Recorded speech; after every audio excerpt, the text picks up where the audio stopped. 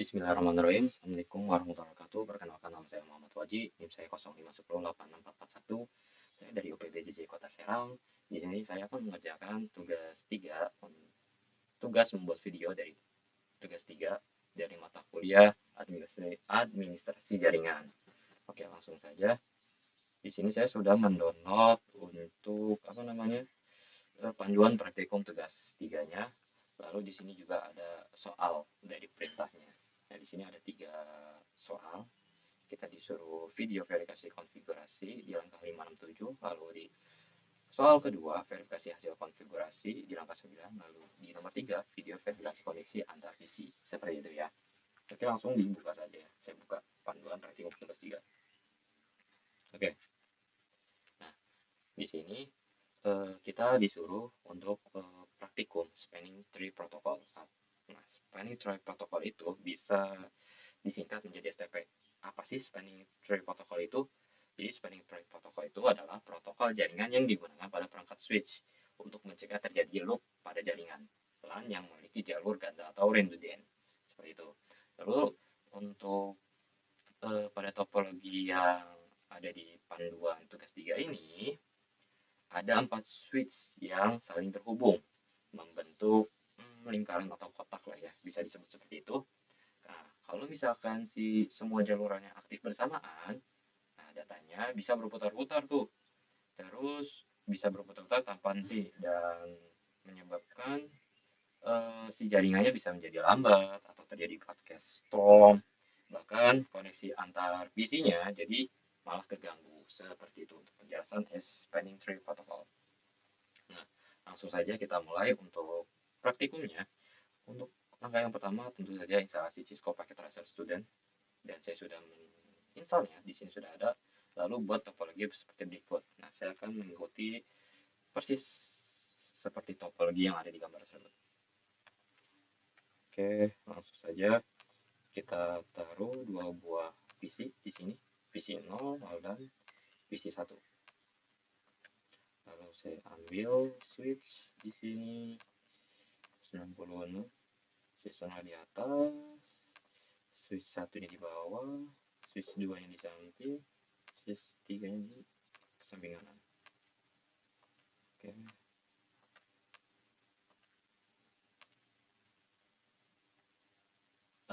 Biar agak rapi.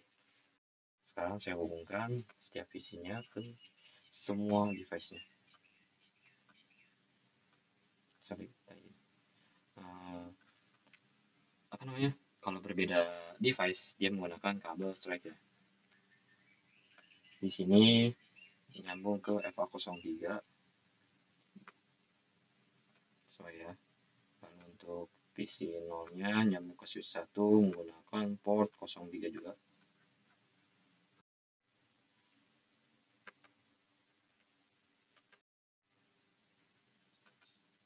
Oke. Sekarang kita karena ini sama, semuanya sama device-nya, maka menggunakan crossover. Di sini switch 0 ke switch 2 itu menggunakan port 2424 ya.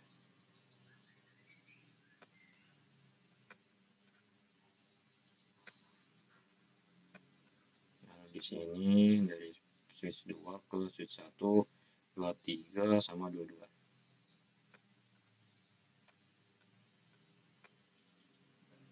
Lalu dari switch 1 ke switch 3 24 sama 24 ya.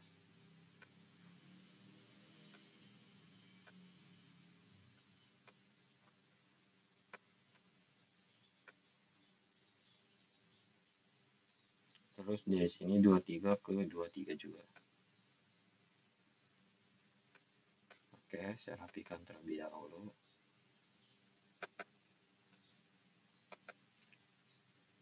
Oke, nah, jika sudah saya percepat nih biar kita. Nah, jika sudah kita lanjut ke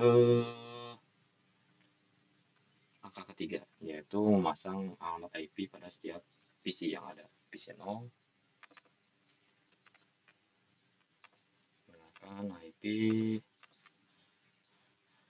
192.168.10.5.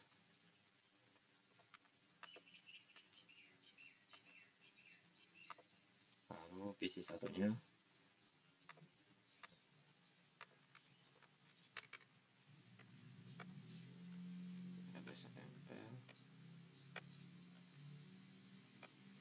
Nah, untuk misi apa namanya langkah ketiga sudah berhasil ya, sudah ditambahkan untuk orang IP-nya. Lanjut ke langkah 4 yaitu secara default perangkat switch Cisco sudah terpasang protokol spanning tree sehingga otomatis topologi loop akan diputus secara otomatis dengan memilih salah satu port berstatus blocking. Nah, di tahap 4 ini sebenarnya spanning tree-nya sudah aktif ya, aktif secara otomatis tentunya. Dan di sini juga di akhir dia port yang berstatus blocking ini juga sebenarnya apa namanya aktif secara otomatis. Dia memilih otomatis random aja gitu. Bukan random aja sebenarnya, dia bakal memilih mana yang bakal dijadiin port blocking ataupun yang bakal menjadi apa namanya jalur utama lah. Jadi sebenarnya si spanning protocol tree ini bisa apa ya, bisa kita ambil simpelnya yaitu jadi dia bakal ada yang namanya jalur utama dan juga ada jalur yang cadangan. Jadi jalur cadangan ini dia bakal dinonaktifin di salah satu port. Kenapa? Biar seperti di penjelasan tadi, biar si datanya itu nggak muter-muter aja gitu.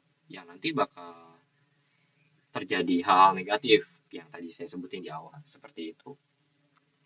Nah, langsung kelima. Nah, di nomor 5 ini, untuk menentukan switch yang bertindak sebagai root break, Anda dapat melakukan verifikasi pada tiap switch yang menggunakan perintah SH spanning tree berikut. Berikut contoh verifikasi dilakukan pada switch 1 ya. Bandingkan nilai priority dan MAC address pada root ID dan break ID ini. Priority ID dan MAC address. Nilainya berbeda, maka dapat disimpulkan switch 1 dan non-break. Switch 1 itu non-break. Nah, kalau di sini switch satunya non-break ya. Nah, lalu di sini di nomor 6 dia itu dia switch berapa ya? Switch 3-nya itu ternyata switch yang merupakan dot break. Kenapa? Karena tadi sesuai penjelasan dari root ID break ID-nya, priority maupun MAC address-nya dia sama-sama. Sedangkan tadi yang satu itu nggak sama di MAC address-nya. Dia ini 0002, di sini 001 seperti itu. Oke, langsung aja ya di tahap ini. Kita cek. Pertama kita mulai di switch 1 seperti yang digambar aja. Kita tes.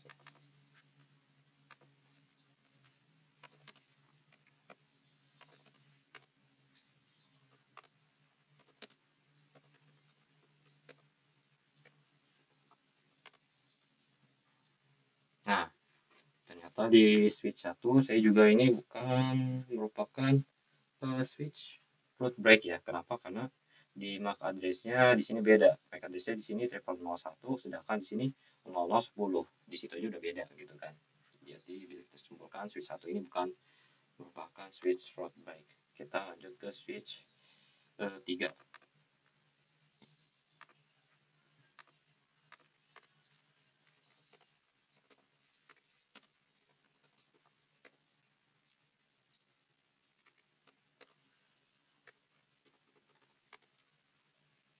Nah, kebetulan punya saya juga sesuai ya sama yang ada di gambar ya. Tapi kalau misalkan suatu saat ketika ini beda itu nggak masalah karena emang udah otomatis saja. Nah di sini untuk switch 3 saya juga ternyata dia merupakan root break. Kenapa? Karena priority address di root ID maupun di break ID dia sama. Dan di sini juga udah ada tulisan this break is the root seperti itu. Nah untuk 5 sama 6 sudah ya. Lalu ke nomor 7. 7 ini kita diperintahkan untuk mencari switch yang memiliki port berstatus blocking. Nah, untuk verifikasinya seperti tadi menggunakan access spanning tree. Nah, sebenarnya kita bisa langsung ngelihat kalau misalkan mana sih port yang udah di blocking mana dan di port mana gitu kan. Nah, ini sebenarnya sudah ada di switch 2. Sini sudah terlihat di sini oranye itu. Di mana? Saya lihat lagi. Di port 23. Kita buktikan ya apakah benar. Kita coba langsung ke switch 2. CLI.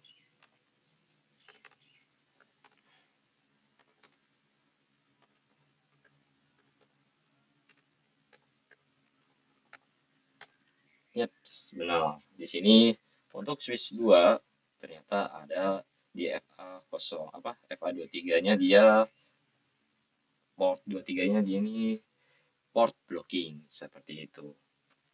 Nah, nomor 7 sudah selesai, lanjut ke nomor 8. Nah, di nomor 8 ini menjelaskan dalam kondisi normal lalu lintas pada dari PC 0 ke PC1 melewati switch 1.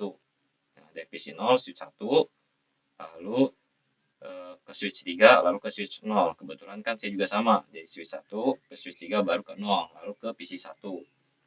Nah, tapi ketika koneksi switch 1 dan switch 3 putus nih, switch 1 3 putus ataupun switch 3 ke switch 0 itu putus, maka lalu lintas data secara otomatis berpindah ke switch 1, switch 2, lalu switch 0. Jadi dia bakal ke switch 1, ke switch 2, ke switch 0. Kenapa? Karena jalur utamanya ini dia terputus, rusak, error, seperti itu. Maka dia akan mengaktifkan si jalur cadangan ini. Bahasanya kayak gitu. Sekarang kita tes aja ya. Sebelum diputus, kita buktikan seperti di gambar di langkah 9 menggunakan ping dari PC0 ke PC1, pingnya ping IP PC1.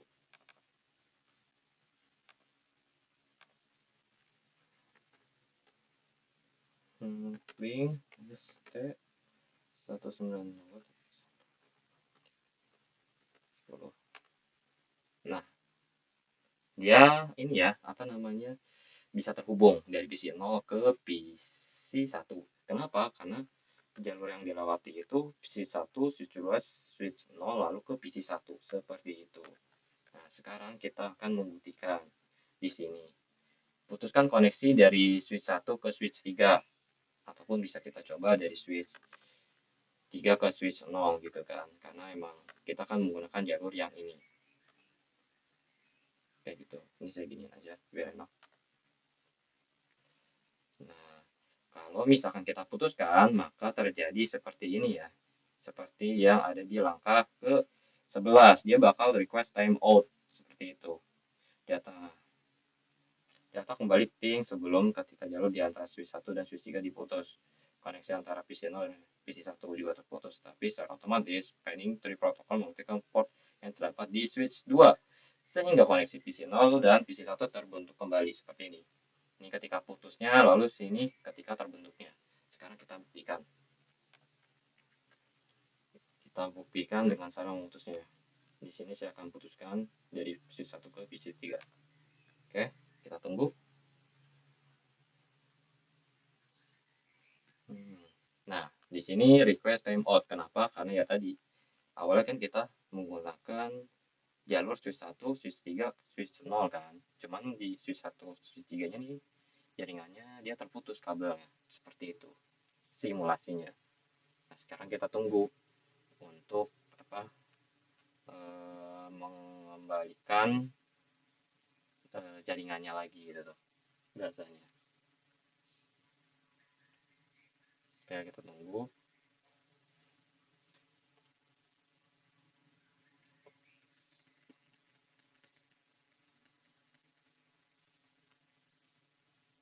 Nanti juga di sini dia bakal menjadi hijau. Nah, kan jadi hijau sesuai perkataan saya dan penjelasan saya seperti itu. Jadi mungkin jadi ya seperti itulah untuk praktikum dari tugas 3 membuat praktikum menjalankan praktikum dari spanning tree protocol. Mungkin itu aja dari saya. Mohon maaf jika banyak kekurangan pada penjelasan ataupun kesalahan pada penjelasan saya. Saya akhiri. Wassalamualaikum warahmatullahi wabarakatuh.